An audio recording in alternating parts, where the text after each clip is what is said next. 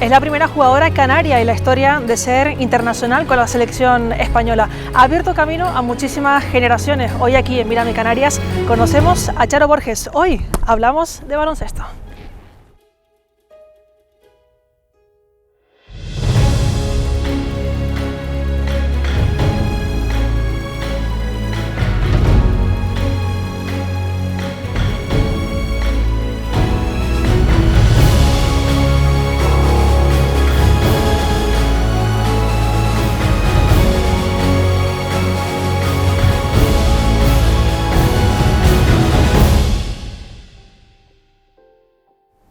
Consejera, ¿qué tal? Muy buenas.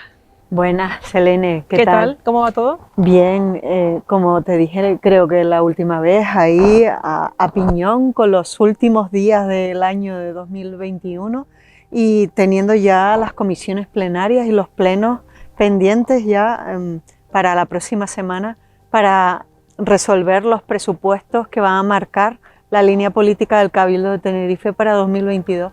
Ya en el trabajo, consejera, en estos días ya no hay ni horario ni nada, se trabaja contra reloj para que todo salga, ¿no? Efectivamente, no hay horas suficientes en el día para atender todo lo que es la responsabilidad que atañe a pues, intentar cubrir las necesidades del ámbito insular, desde luego. Y precisamente, hablando de ámbitos insulares, estamos en otra de las instalaciones deportivas señeras de la isla que ofrece el Cabildo.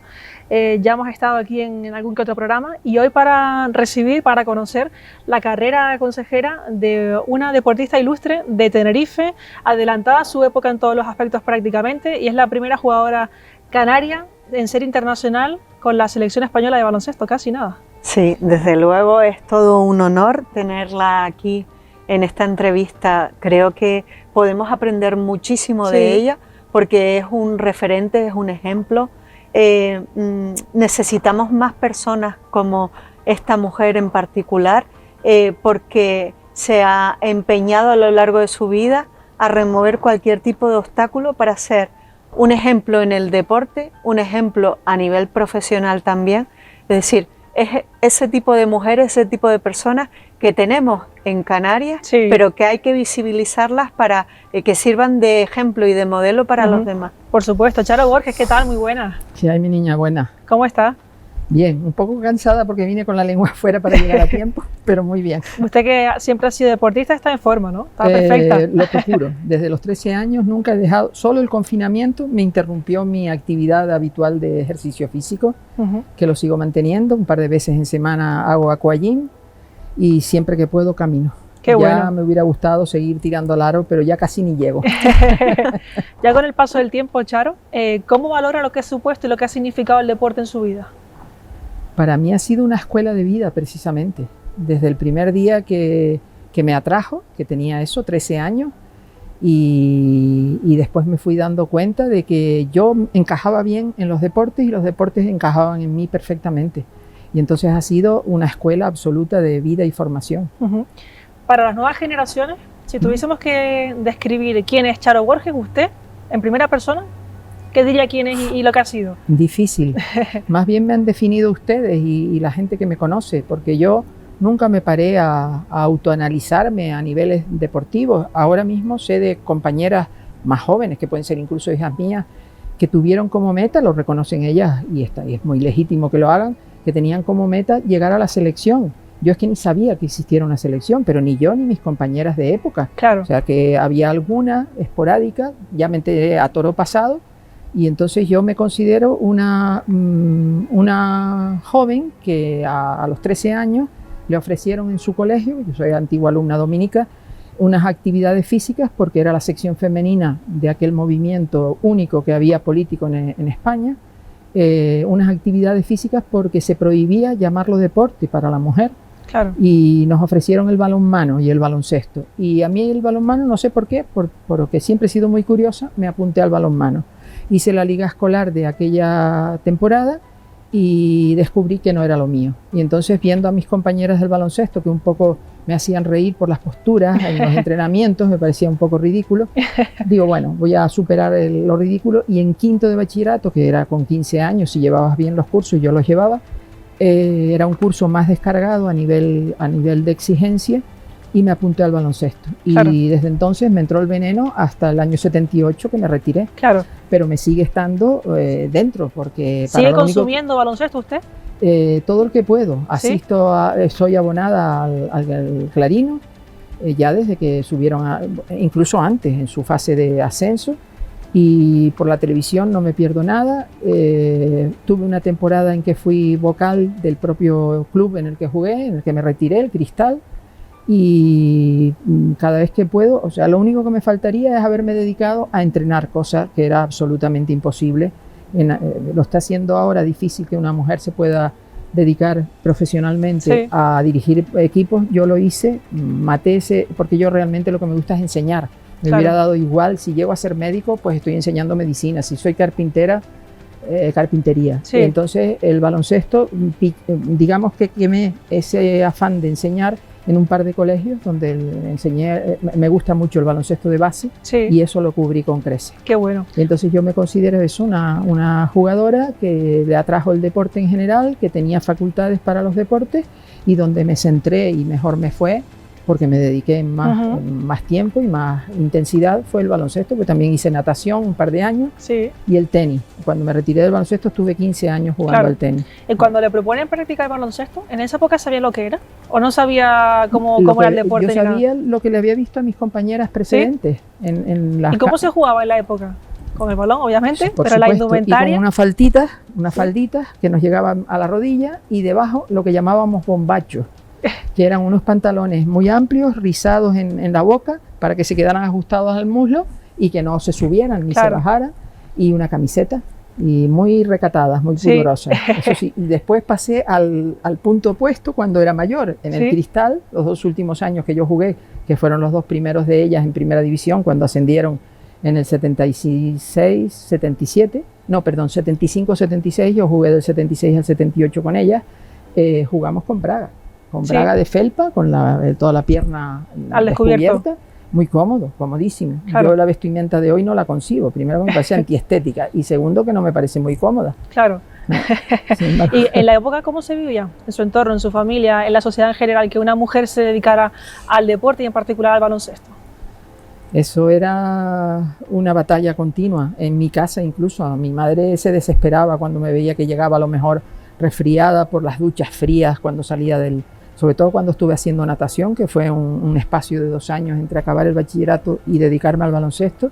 Se presentó la oportunidad de nadar y estuve 2 años solo para mejorar los estilos. No quise competir nunca, bajo las órdenes de Asidalio Lorenzo, un Sí. gran señor y un gran maestro. Y sé que a las mujeres entonces nos miraban pues poco menos que poco femeninas, unas machonas, que a quién se le ocurre que se preparen para casarse. En cierto modo, mis compañeras, las que estuvieron conmigo, casi todas se despidieron a los 23, 24 años por razones de matrimonio. Claro. Y yo, como no me casé, pues pude seguir libremente hasta los 30, que hubiera podido seguir más tiempo si no es porque tenía que sentar la cabeza profesionalmente y preparar unas oposiciones, y eso requiere una dedicación exclusiva. ¿Y cuántos equipos habían en la época y cuántas mujeres practicaban baloncesto? Pues yo en la categoría, en lo que es el ámbito regional, estaban concentrados en Tenerife y podían haber, se podían juntar 8 o 10 equipos en los pueblos. En La Orotava había uno, en Icoda había otro, en el Puerto había 1 o 2, en Santa Cruz habían 3 o 4, en La Laguna estaba el Canarias, y podíamos reunir ese número. Gran Canaria creo que tenían un poco menos, y después la liga regional Sí. era entre el campeón de Gran Canaria, que solía ser la Unión Deportiva Las Palmas de aquella época, y nosotros, que éramos como una especie, los especialistas decían que éramos una especie de selección de Sí. Tenerife, porque aunque el núcleo de ese equipo nació en el Hogar Escuela, con el campeón de España, el María Auxiliadora, en la temporada 65-66, después fueron fichando de otros colegios, y había gente de La Pureza, de las dominicas éramos 2 o 3, y fue una amalgama de jugadoras que un poco representamos a ciertos niveles escolares. Claro. ¿Las reglas en la época eran iguales? ¿Eran las mismas? Prácticamente sí. Hombre, los 6 metros y pico no existían, Claro. pero habían jugadoras que tiraban de esa distancia y más. A Usted 2 manos, también, sobre seguro. todo. Yo en suspensión llegué a tirar desde los laterales a la distancia de 6 y Ujú. pico, sí. ¿Usted Por que eso era estoy base? pagando hoy las consecuencias. No, Sí. Te vas a reír cuando te diga que el puesto que más desarrollé yo. Sí, ¿cuál? Con mi 1,67 de entonces, me he mermado 3 o 4 centímetros porque va en la edad y en las lesiones. Sí. Yo jugaba de pívot, Anda. pero porque tenía un salto muy potente. Anda. Hice la suspensión, se puede decir que fui la primera o de las primeras mujeres, por lo menos Sí. en Canarias fui la primera que se levantó en suspensión. Aprendí a practicarla con Antonio Díaz Miguel, que vino a hacer un curso para entrenadores provinciales, y yo me apunté a ese curso y nos explicó tan pedagógicamente, tan clara los movimientos de la suspensión, que a mí me instaló en la curiosidad y digo, voy a empezar. Y por la tarde, cuando fui a entrenar, me puse a hacer los movimientos mentalmente, y Foronda, que me observó, que era mi entrenador y mi gran maestro y mi gran amigo, me dijo, Charo, espera que te corrijo. Me fue corrigiendo, puliendo, y llegué a dominar la suspensión, y jugadoras mucho más altas que tú no podían conmigo porque yo me levantaba sobre medio Claro. metro y él se quedaba en suspensión levantaba, sí, y no me llegaban. Con no lo me difícil llegaban. que es eso, ¿eh? Sí, no me llegaban las jugadoras altas, y eso, pues claro, eso hizo que el seleccionador nacional se fijara probablemente en Extremadura en mí por ese detalle único que yo aportaba, ¿no? Precisamente le quería preguntar, ¿dónde hizo su carrera? ¿Jugó también fuera de la isla? No. Solo aquí. Yo siempre y sigo siendo muy canaria, muy apegada a mi tierra, a mi familia, a mis amigos. Tuve ofertas cuando íbamos a jugar a la península en representación de Canarias, éramos siempre las últimas, nos daban siempre el trofeo de la deportividad, porque la verdad es que lo éramos, muy deportivas y muy amigas de celebrar el éxito de los contrarios. Y ahí recuerdo que los dos equipos que eran punteros, el Picadero por Cataluña y el CREF por Madrid, me hicieron la oferta de ir de que fichara por ellas, pero no cubrían ningún gasto nuestro. Lo más que hacían era facilitarme la matrícula en la facultad, en la escuela, porque entonces se llamaban Escuelas de Bellas Artes de Madrid. Pero lo que es vivienda y manutención, eso tenía que ser de mi cuenta. Y yo soy la hija mayor de una familia de siete hermanos, y esa carga yo no la quería para mis padres, no podían tampoco. Mi padre era funcionario, y el funcionario de aquel entonces no es el funcionario de hoy, nada que ver. ¿Y cómo recuerda y cómo se produce la llamada de la selección española?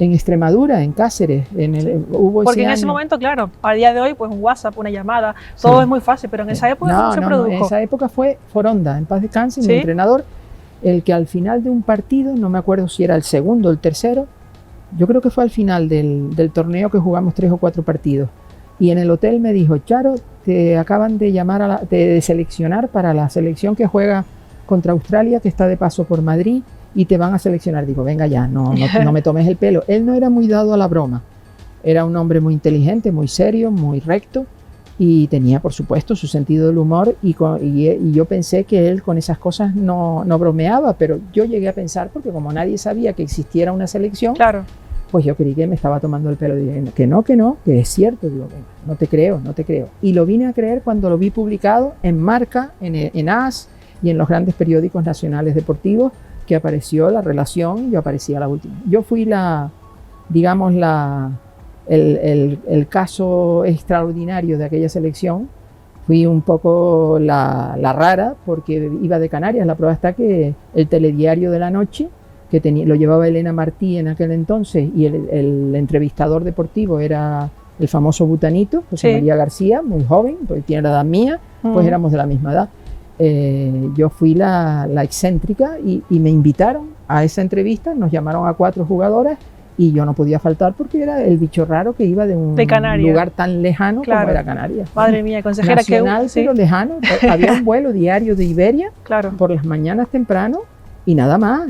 Salí para Madrid cuando me convocaron, porque la concentración fue en Madrid, a las 8 de la mañana. Fui la primera que llegó al hotel, y las demás, como vivían en Madrid o vivían en los lugares cercanos, Cataluña, venían por tren o en aviones. Madre mía, consejera, qué gusto de escuchar a Charo, ¿verdad? Sí, total, y además se aprende mucho, sobre todo de qué obstáculos y qué dificultades tenían, sobre todo en el pasado. Ahora hay dificultades, pero no las que tenían en aquel entonces, para asumir lo que es un compromiso con el deporte de alto nivel, como el que ha hecho Charo. Tiene mucho más mérito todavía, ¿verdad? Sí, totalmente, total y absolutamente. Yo no se lo di en ningún momento, se les digo de verdad, en la de época corazón, se los digo con el corazón en la mano. Yo no le di ninguna importancia a que me llamaran. fueron los demás, fueron los medios de comunicación, que la verdad es que me trataron siempre muy bien. Y ni siquiera las compañeras le daban importancia a aquello, no le dieron valor. Foronda como entrenador, yo sé que sí, que me distinguía y que él me ponía como ejemplo, pero nunca le di valor. Yo he venido a darle valor a esta historia, más que darle valor es a tener un poco idea de la dimensión que ha podido tener esto, que yo fui un poco la portera que abrió la puerta para que entraran 11 o 12 jugadoras ya canarias en las selecciones. Ahora mismo hay 2 que están o 3 en activo. Y me lo han hecho tomar ustedes, y fue a raíz del Mundial de 2018, ahí como se empezó a mover desde los 2016-17 y empezaron a convocarme, porque soy la decana de las internacionales y encima la jubilada, era la que estaba más a mano para representarlas en los actos que habían protocolarios de aquel acontecimiento. Consejera, ¿qué le gustaría saber de Charo? Hombre, me gustaría saber, pues yo no sé si en algún momento entendí que estaba conciliando lo que es la actividad deportiva con la actividad pues profesional, ¿no? Que se tenía que sacar los garbanzos porque evidentemente no quería ser una carga para su familia, con el coste que suponía los desplazamientos, lo que es la práctica deportiva en sí. Sí, es cierto. ¿Cómo se organizaba aquello? He sido muy independiente siempre y no me ha gustado ser carga para nadie si yo me puedo resolver la cosa, y desde que acabé el bachillerato con 16 años empecé a dar clases particulares, porque la vestimenta del deporte no nos la daba nadie. O sea, nosotros teníamos que comprarnos el chándal, las botas, menos el balón, entonces teníamos que costearlo nosotras. Cuando ya empezamos a lucir marcas industriales, como fue la Disa o fue luego OM, que era una marca italiana de camiones, que estaba representada por la marca Renault, que tenía mucho predicamento aquí en Tenerife. Lo único que nos daban era la camiseta con el número y el nombre, no el nombre propio nuestro, sino el nombre de la firma que nos patrocinaba, la falda o el pantalón. Con OM estuvimos mejor tratadas, estuvimos 7 años bajo su tutela, y un chándal y las botas y todo eso corrían de nuestra cuenta. Pero cuando yo empecé a jugar, el chándal para poder entrenar, los tenis, todo fue cosa nuestra. Entonces yo daba clases particulares para eso. Después di clases de baloncesto, di clases en otros colegios también por horas, y cuando terminé la carrera compaginé el seguir el juego con el instituto, que di clases como interina, y en el hispano-inglés en la privada estuve hasta que saqué las oposiciones, que coincidió, o sea, me retiré del baloncesto precisamente para preparar las oposiciones, o sea que desde el 71 al 79 compaginé el baloncesto con mi trabajo profesional.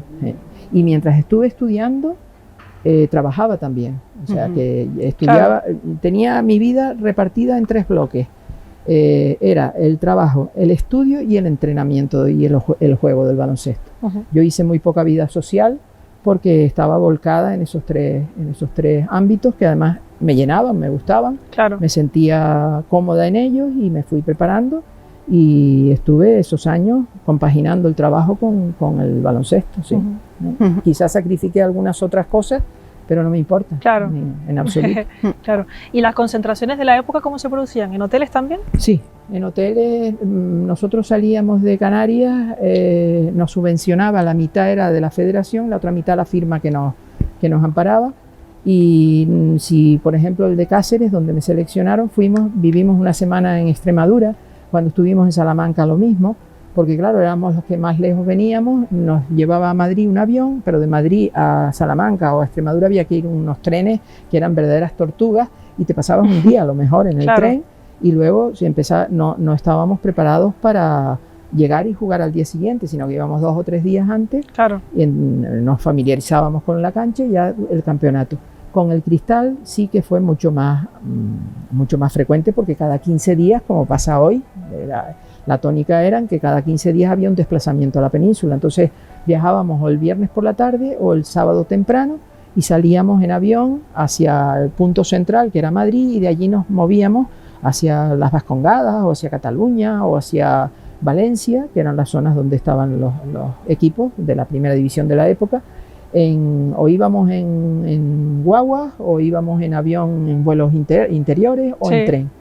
Y era un estar con la lengua afuera, porque además mis compañeras, todas más jóvenes, estudiaban entonces una medicina, otras farmacia, la mayoría, y tenían que ir al límite, o sea, ellas no se podían permitir el lujo, aunque la firma no lo hubiera podido pagar los viernes porque perdían las clases o un examen o lo que sea. Pero fue muy meritorio y además el Náutico no se dio las instalaciones para jugar, pero a costa de entrenar las últimas del día. Tenían preferencia todos sus equipos masculinos, primero que nada, y a las 11 de la noche veníamos a entrenar nosotras y acabábamos a las 12, 12 y pico, para después por la mañana yo levantarme temprano para ir al colegio o al instituto a dar clases y mis compañeras a sus facultades respectivas. O sea, la verdad es que eso sí que fue meritorio y de descubrirse ante ellas por completo. Totalmente. ¿Influyó que en España hubiese una etapa de dictadura también en el deporte, en la vida? Por supuesto. Por ser mujer me refiero. Sí, ¿En alguna que usted recuerde con especial...? Sí, yo tengo una en particular que me enteré a toro pasado, que no me gustó nada, y es que la sección femenina pues nos tenía absolutamente vigiladas y controladas sin saberlo nosotras, y se atrevieron hasta a levantar calumnias. O sea, decían, cuando se enteraban de que coincidía, por ejemplo, en Las Palmas, ahí al lado, un partido del equipo masculino, que a lo mejor era del Canarias de La Laguna o del Náutico, y nosotras, pues poco menos que después entre nosotros nos mezclábamos y nos entendíamos, o sea, nos levantaban todas las calumnias posibles, y nada de eso era en absoluto cierto, nunca fue nada. Nosotros, si coincidíamos, era en el avión, pero nada más, no sabíamos ni dónde se alojaban ellos, ni en dónde jugaban su partido, ni vamos, hoy se ve más que las chicas de un club, si coinciden con sus compañeros, pues van a animarlos y a la inversa. En aquel entonces nada de nada. Y la sección femenina era una cosa terrible en ese aspecto. Casi nada, consejera, ¿eh?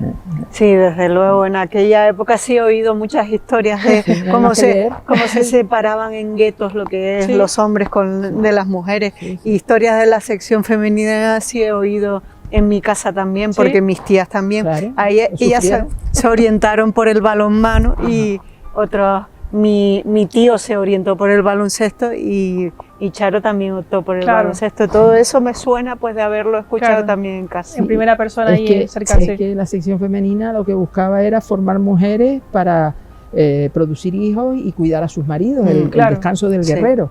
Pero lo contradictorio y lo paradójico es que la creadora de la sección femenina fue soltera toda su vida, la Pilar Primo de Rivera, la hermana de José Antonio Primo de Rivera. Totalmente, curioso. Claro que estaba mal visto, entre comillas, no casarse, no tener hijos y demás en la época también, ¿no? Que era un poco para lo que servía la mujer en ese momento, ¿no? Justamente, tú lo has descrito muy bien. Es así. Madre mía. Y claro, las que nos salíamos del retrato robot, pues éramos las raras, las que son sospechosas de un montón de cosas.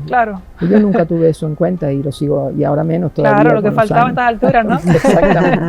Exactamente. Y a día de hoy, ¿qué hace Charo Borges? Con toda la historia que nos ha contado y con todo el aprendizaje que hemos tenido. Bueno, colgué las botas en el 78, pero me apunté al tenis. Y estuve jugando sin competir. Competí de manera esporádica, un poco por picar también, pero descubrí que mi etapa, digamos, competitiva estaba más que quemada con el baloncesto y yo dije no. Y el tenis además es un deporte, el baloncesto es por tiempo y sabes cuándo empieza y cuándo va a acabar, aunque se alarguen unos poquitos en los tiempos muertos, pero el tenis no, el tenis te puedes pegar 5 horas y él tienes una pared enfrente y te puedes pasar 5 horas y entonces eso a mí no me iba porque estaba mi biología estaba ya muy entrenada al baloncesto, entonces me dediqué al tenis como lo hice en la natación, por puro placer, nada más, y por seguir haciendo ejercicio, y a los 60 o cosas así tuve que dejarlo por las lesiones que empezaron a aflorar y entonces pues entre la enseñanza, que me jubilé a los 60 años, ya llevo 14 años jubilada, en cuanto me jubilé, pues como yo no he sabido estar tranquila, sino siempre liada con algo, pues no sé decir que no, y me formo parte de asociaciones de organizaciones no gubernamentales, como pueden ser AFE,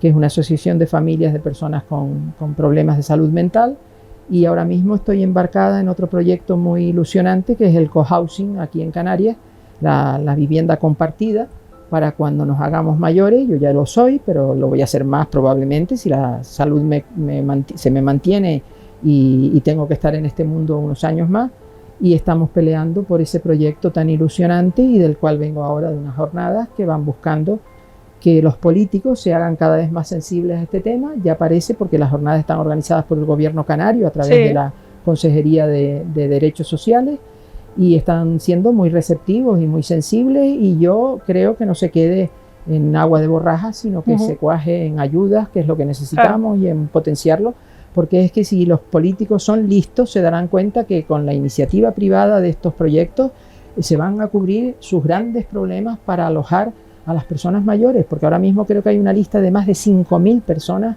una lista de espera para entrar en las residencias públicas. Sí. Y sin embargo, si se subvenciona, se ayuda, se potencia, se avala a estas iniciativas privadas, ese sector se puede ir cubriendo de una manera mucho más humanizada.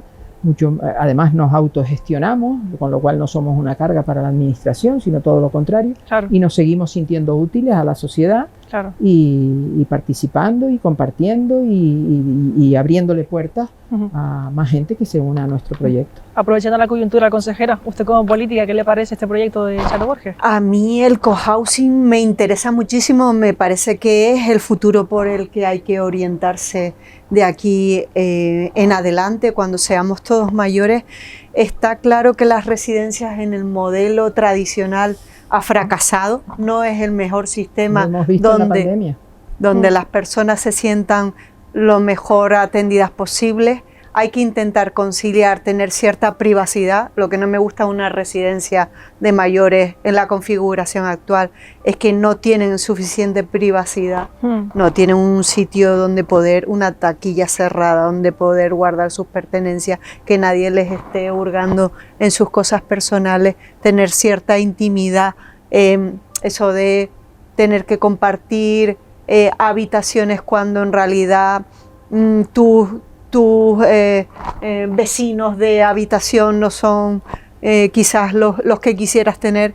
Es un poco obligar a la gente a estar a disgusto en el último tramo de su vida, que ha dado tanto a lo largo de su vida para verse así.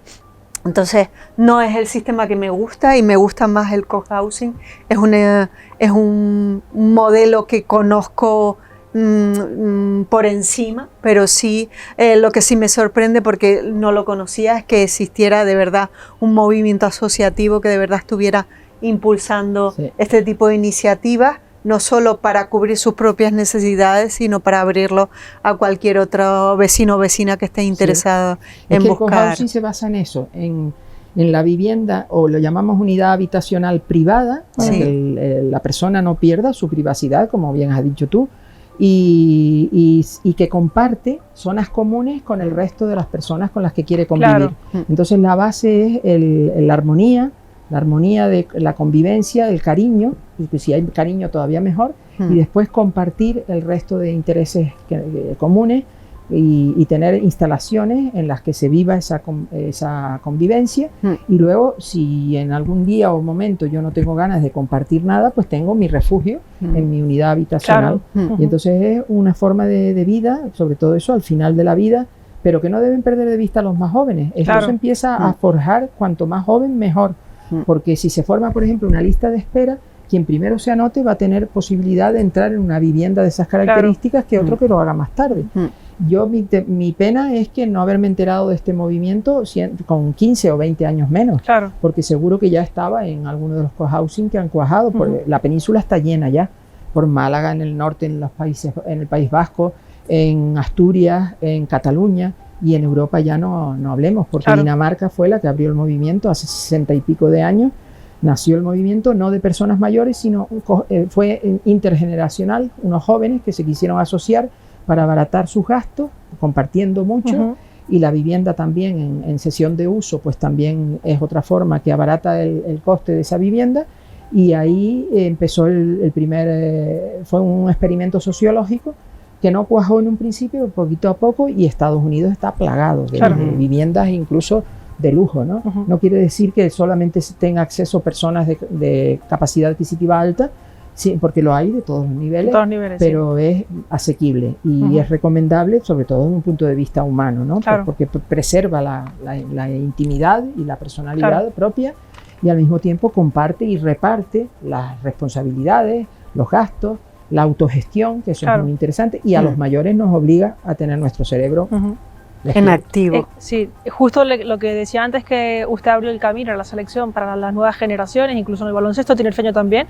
Hace un poco lo mismo también con el cohousing, ¿no? Pensar también un poco en generaciones futuras, y usted a día de hoy pues también lucha un poco por eso, abre la puerta. Un poquito tarde, porque yo sabía de los cohousing porque había leído hace muchos años, pero lo veía muy distante, porque el problema de Canarias siempre, por desgracia, es ese aislamiento tan marcado, tan grande que tenemos, y sin embargo somos confluencia de 3 continentes, parece un poco chocante que no nos incorporemos a ese tipo de iniciativas tan avanzadas. Y ahora lo que sí estoy siendo un poco promotora de una de las cooperativas, porque tenemos bajo el paraguas jurídico de la Asociación Canarias Cohousing, que es de la provincia occidental de Canarias, se han formado 3 comunidades y la más reciente, que es en la que yo participo, se llama El Principio. En ese aspecto sí se puede decir que estoy abriendo un poco la puerta a esa tercera comunidad. Claro. Que ya hay 2 que se han formado también y que están desarrollándose. Qué bueno. Y tratando de cuajar. Claro, en un escenario como el Santiago Martín, habrá que echar unas canastas o algo, ¿no? Sí, ¿Habrá aquí, que hacer algo, aquí ¿no? entrené algo cuando... Sí, pero ya retirada. Sí. Sí, porque yo no perdí el contacto con mis compañeras. Claro. En los entrenamientos yo pedía permiso, Antonia era la entrenadora y los que no fueron Antonia me conocían y no les molestaba en absoluto que yo me incorporara a los entrenamientos. Claro. Y aquí alguna vez hice... No, por supuesto, las zonas no eran así, claro. Eran trapezoides, eran ¿Sí? trapecios, sí, eran trapecios que iban de donde termina el círculo hacia el otro punto y entonces una línea inclinada y lo que dibujas es un trapecio isósceles ahí en medio. Anda. Sí, ese rectángulo viene de la NBA, ese claro. Es el modelo de la NBA. De la NBA. Sí, el anterior, que lo tienes que haber visto tú también porque es muy reciente. Sí, ahora sí.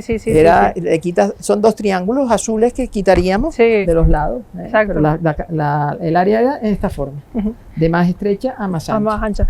¿Cogemos el balón y hacemos algo o no? No sé yo si llego. Sí, claro, venga, vamos. Nos enseña la consejera y a mí. Sí, estoy yo ya para enseñar.